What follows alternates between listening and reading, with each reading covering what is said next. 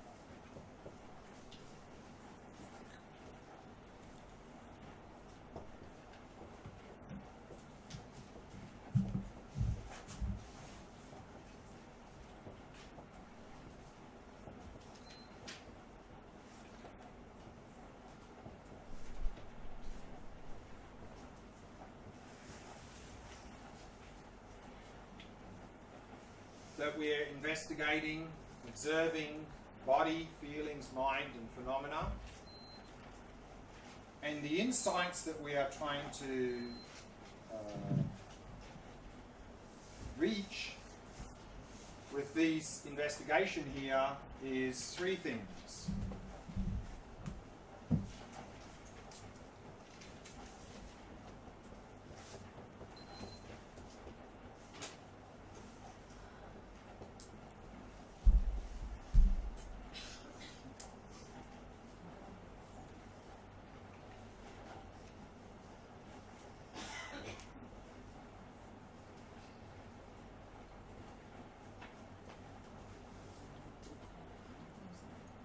Insight into impermanence, insight dukkha, and no self.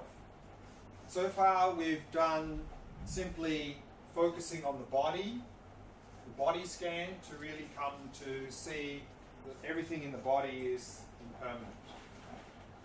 What I'd like to do in this session is first cycle through all 4 of these in one meditation session, looking at the transient nature of all of these things. So the body, here with the body, we're not just talking about sensations, but we're talking about all the 5 senses. But to make it practical, we'll focus here on the sensations in the body, and we'll focus also on sounds. Feelings, of course, then are pleasant, unpleasant experiences in the body and the mind. Mind are all the other mental events that are arising. And then phenomena, what we're going to do here is do what's called open awareness, meaning just whatever is appearing to our mind, sensory or mental. So this is going to be sort of, again, whichever appears. It's just like using the open awareness. So here we're going to be more selective, and then we're going to finish by whatever's appearing to the mind. So we're going to move through these stages here in this meditation and looking at the transient nature of everything we experience. So, and then after that I want to do the same and go through these with reference to investigating dukkha. But first, let's do impermanence.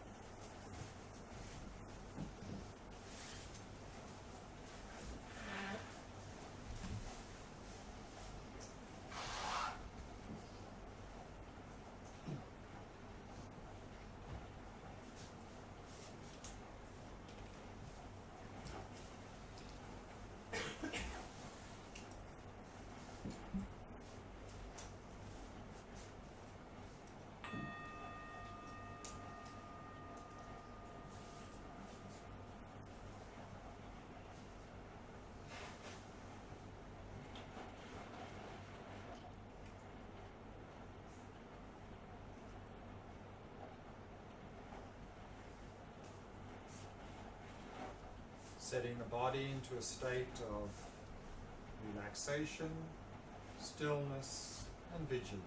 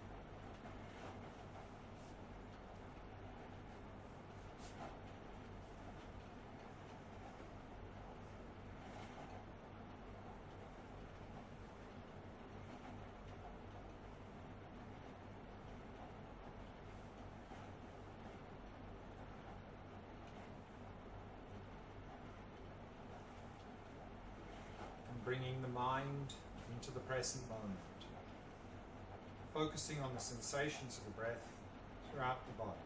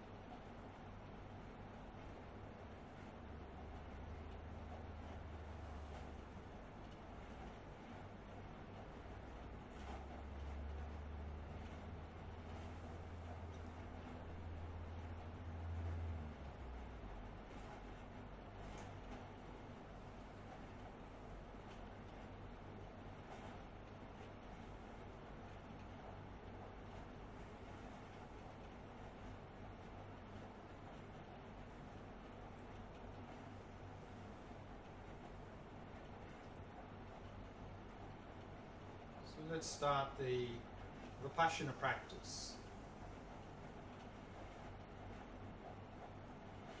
Come to an insight into impermanence. So first we investigate the body. And we begin that by simply focusing on the field of the body. Focusing on the sensations arising in the body. And seeing if there's anything there that remains the same from one moment to the next.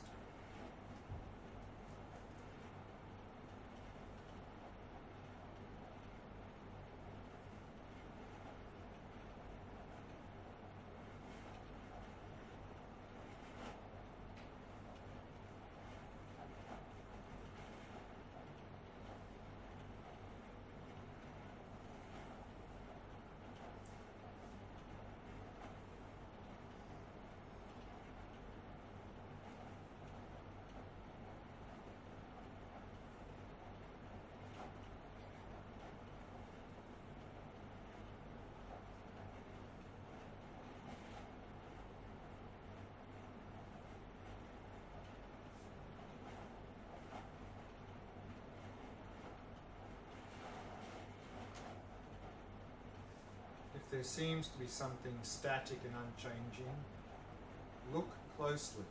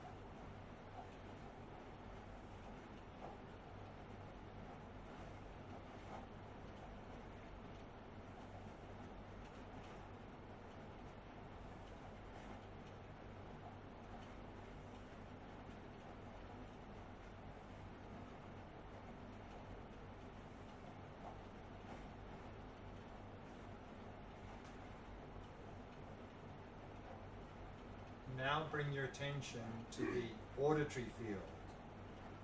So now focus on any sounds that are appearing.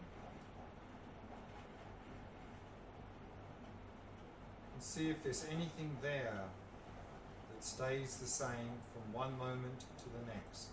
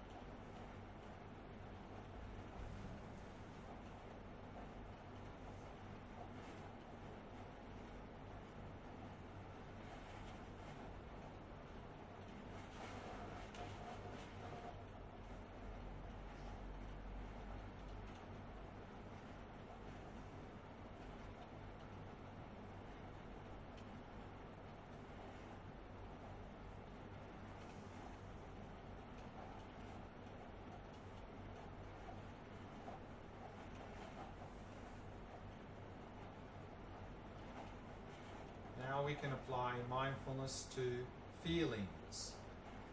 That is, our pleasant, unpleasant, and neutral experiences.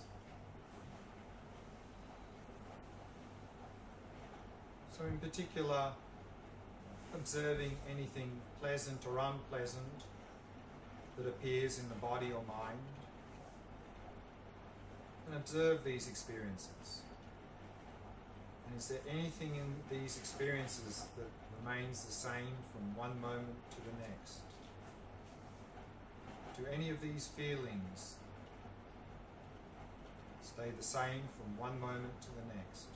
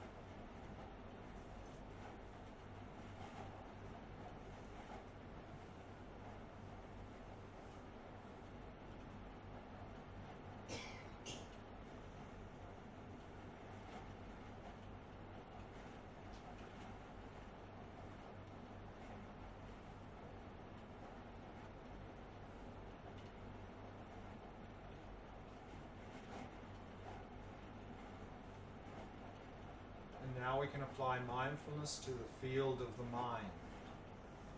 So that is all the mental events arising in our mind. Thoughts, emotions, memories, and so on. So simply observe whatever is arising in the mind. And see if there's anything there that remains the same from one moment to the next.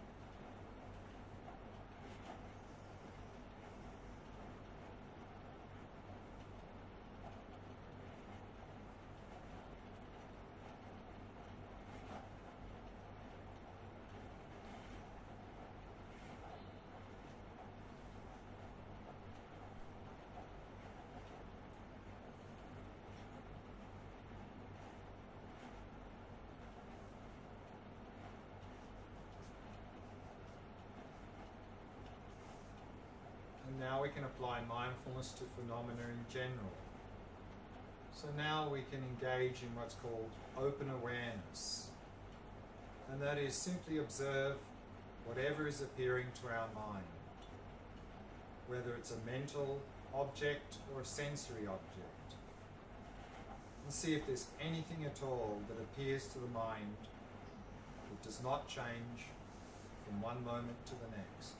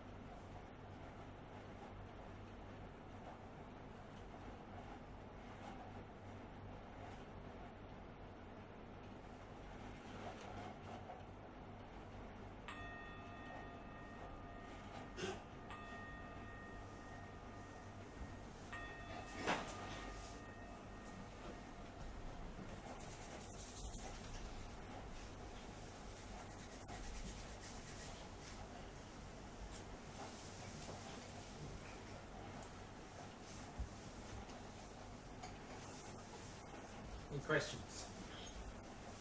I didn't get it at all. You don't get it at all? You were asking if anything is staying the same, and I felt like everything is staying the same. My leg is still my leg, and the AC noise is still the AC noise. So that noise is not changing at all? I mean, it's continuing. No, but I said, does it change from one moment to the next? I'm not saying, is there noise stopping from one moment to the next? I said, is it changing from one moment to the next? To me, it sounded exactly the same. Exactly.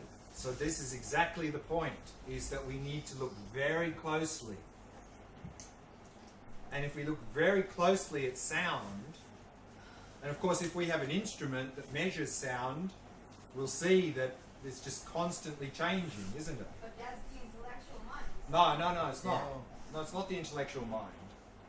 Is that now our our ability to observe is limited, and so we sort of vaguely hear something, and then our intellectual mind goes, oh, gives it a label, but the label is static. And so we relate to the noise like fan noise. You know, we label it fan noise. The label fan noise is not changing. And so we're relating to the noise, which is constantly changing, using the concept fan noise. So of course for us, as long as there's something there, it's not changing because it's fan noise from start to end. No?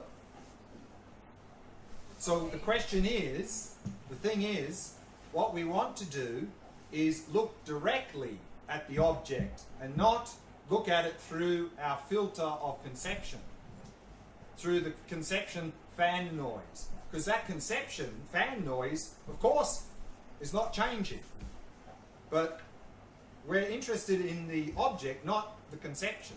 So we're looking directly at the sound and trying to see, is that sound constant or is it changing? And if you're talking about the body, how Same. am I supposed to grasp it? The same as we did in the body scan is when we do that, and again, of course, if we look at the body and we see some sensations here, we go leg, the concept leg is not changing. But what that's referring to, and there's a scientific fact, is changing moment by moment. That's a scientific So fact. you're saying I can conceptually feel my cells being reborn? No. Then I don't get it. No. What I'm saying is that in Vipassana practice here, we are observing the phenomena directly. Now we tend to look at phenomena through a filter of a conception. No? So when we're looking at the body, we think leg. And so for us then, leg, well, I've got a leg, I had one yesterday, it's there tomorrow, it's the same leg. And that's how we relate to it, don't we? But is our leg that was here today the same, it's going to be the same leg as tomorrow? No. In fact, from one moment to the next, science tells us that it's not, that it's constantly changing. So therefore in this practice, what we're trying to do is to look more and more closely to see what's really there, because now we're filtering it through our concepts.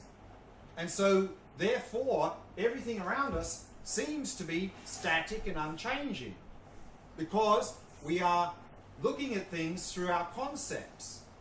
That's a problem. How do we get rid of the concepts? No, we're not talking about getting rid of concepts. We're talking about understanding that they're concepts, they're not the thing themselves. That there's a concept leg which doesn't change, but what that concept is referring to is constantly changing. And to see that that's constantly changing, then we can relate to things in a correct way. Because now we don't. We stick the label, leg, to the basis, to the object, and then suddenly our leg is not changing. And we relate to that in that way. And when, of course, when it changes, we're shocked. Because leg, that's not changing. But now it's got wrinkles. What's going on?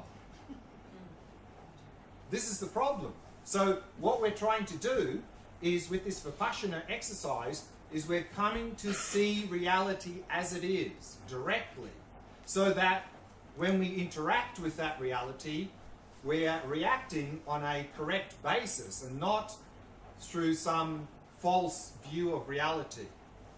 This is why we have mental afflictions and suffering, is we relate to things as static and unchanging, don't we? So this is what we're trying to correct in this meditation. For some things it's very easy to me to observe the option. Sure. Like bodily sensations, Sure. feelings. Sure. But with the auditory Yeah. Yeah, yeah, sound. I felt like I was searching for something. I was really making an effort yeah. to see that it is changing. Yeah.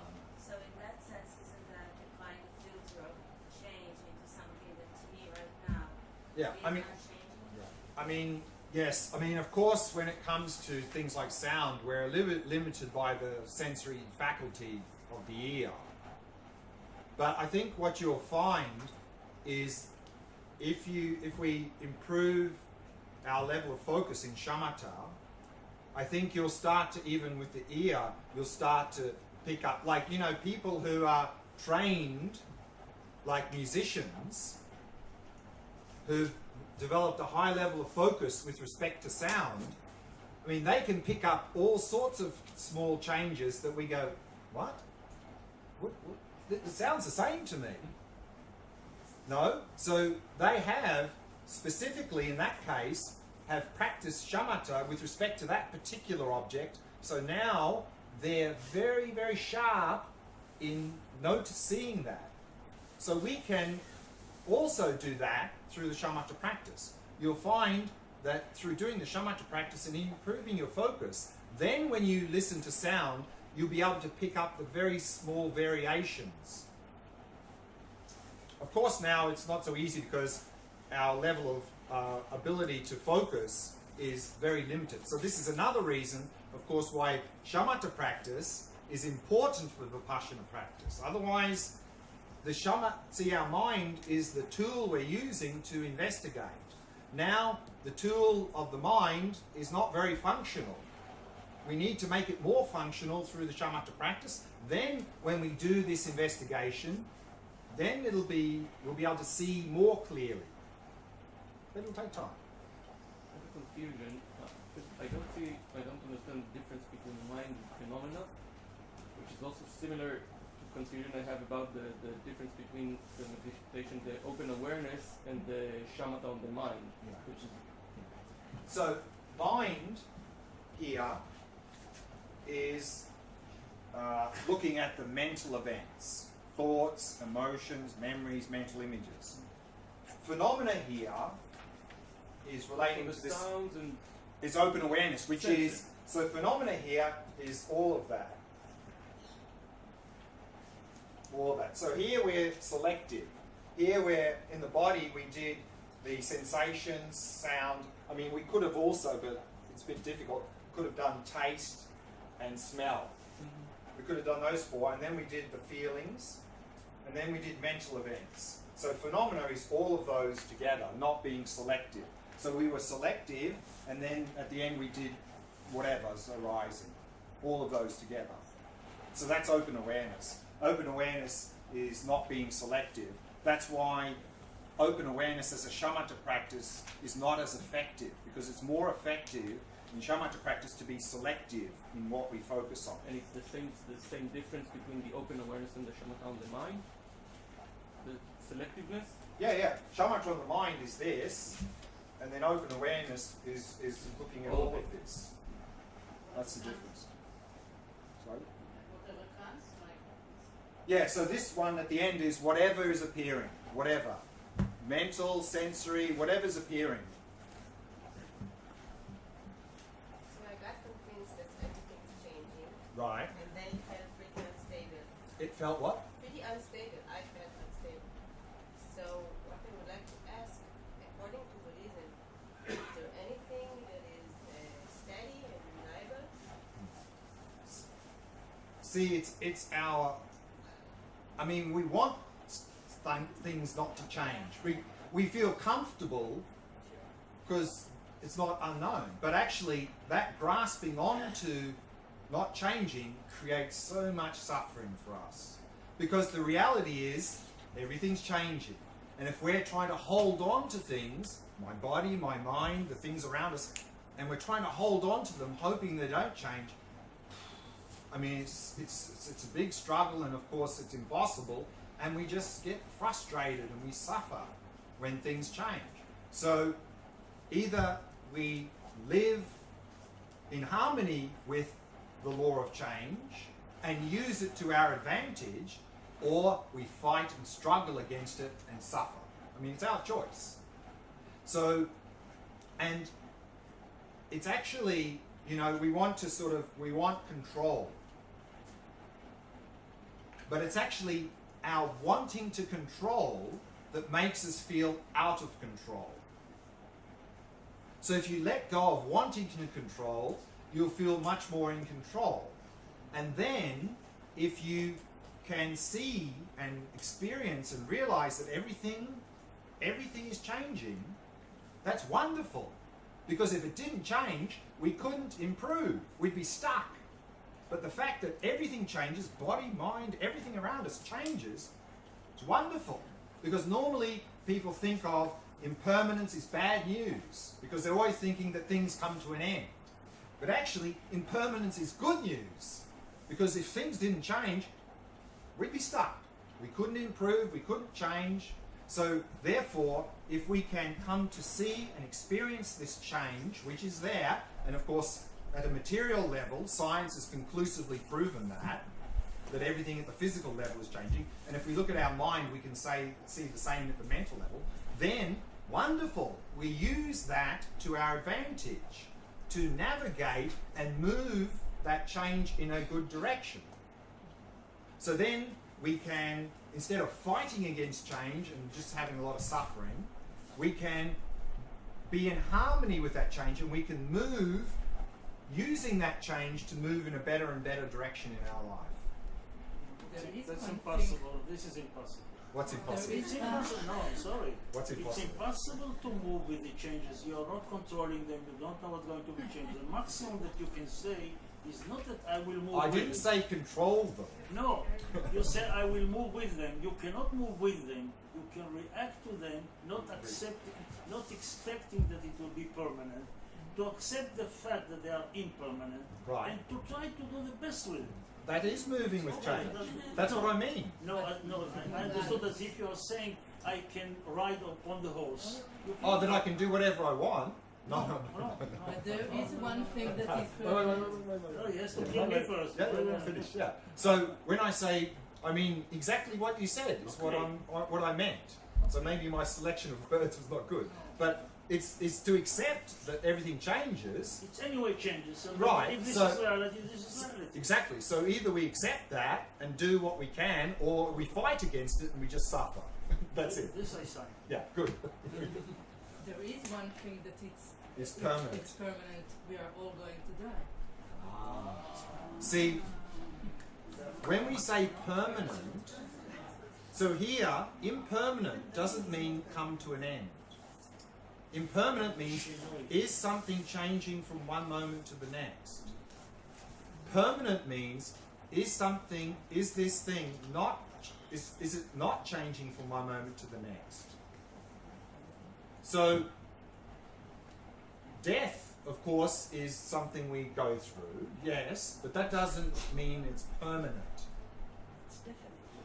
It's certain. Certain. This is certain, but the word permanent just means, is this phenomenon, is it changing from one moment to the next or not? What about awareness itself? Yeah. This is not So awareness itself, of course, is changing one moment to the next. The awareness? Exactly. The tag doesn't Of course. change. Because the present moment of awareness was, the cause of the present moment of awareness was the past moment of awareness, plus whatever conditions were there. The present moment of awareness will become the next moment of awareness. And of course, awareness always has content. And that content's always changing as well. What is not changing is that there is a flow of awareness. Just like in the physical world level, what is constant is that there is change. So change is constant. No, there's change is constant, but what's changing, of course, is always changing. Earlier, you mentioned about healthy ego. Mhm. So, could you please repeat it? What is healthy ego? Maybe I shouldn't use the word ego. I mean, normally I don't use it a lot because I think even in psychology there are different ideas about what that means. When I use the word ego, I think in psychology when they use it, they often talk about healthy and unhealthy, you know, and we're trying to make something unhealthy healthy. By the reality principle. By the reality principle. Yeah. So when I use the word ego, I use it, and I'm not suggesting this is how it's defined in psychology. In fact, I'm sure it isn't defined like this in psychology. I'm using the word ego as this false sense of me, this grasping, this self-grasping, which we're going to talk a little bit about tonight. So when I use the word ego, I mean that. And from a Buddhist perspective, that self that we're grasping on doesn't exist. So we need to let go of that self-grasping because it's a false sense of me. But I'm sure this is not how the word ego is used in psychology, so maybe I better stop using the word ego, otherwise confusion. In the beginning, it was a sort of body scan, and then with time, there was such a big space opening, like I couldn't. In which meditation now? In this one. The one we just did, yeah. This was very vast and big opening of everything, and I couldn't really feel my body anymore.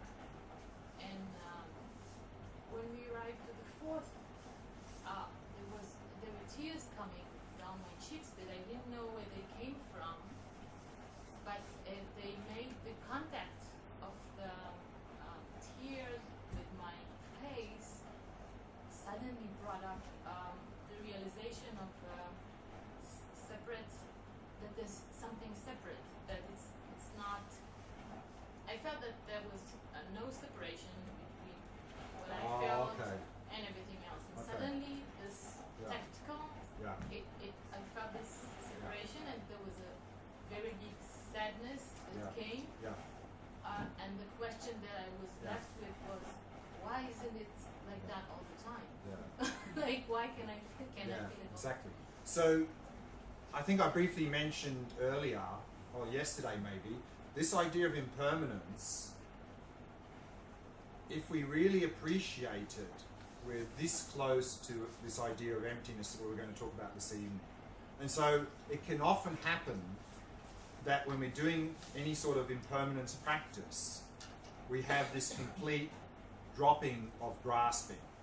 And then, of course, another way of saying that is that there is no boundary anywhere. There's no discrete anything.